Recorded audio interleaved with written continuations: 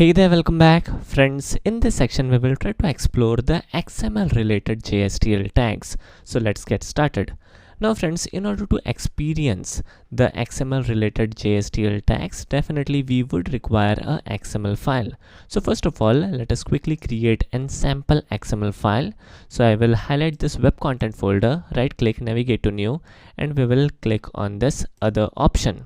Let me expand this, and in here if we check, we have this option of XML in here.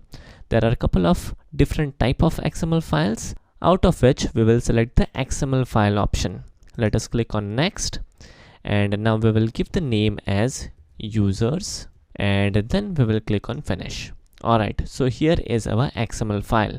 Now what exactly is a XML file? XML file is a file which can contain data by making use of user-defined tags. Now I urge you guys to research more on XML technology. This is a very important, good to know technology and widely used technology again. So in here, let me add in a sample data set. Let me expand this. So in here, we are making use of couple of user-defined tags. The parent tag is users. Inside the users, we have couple of more user. For example, here is the first user, and inside this user we have couple of more attributes like name, gender and age. The first username is John, then we have Natasha, Rahul and Pooja.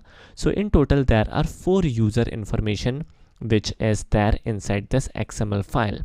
Now friends, how to extract this information using XML tags, how to parse the XML file, how to create a table out of this XML file is something which we will see throughout this section.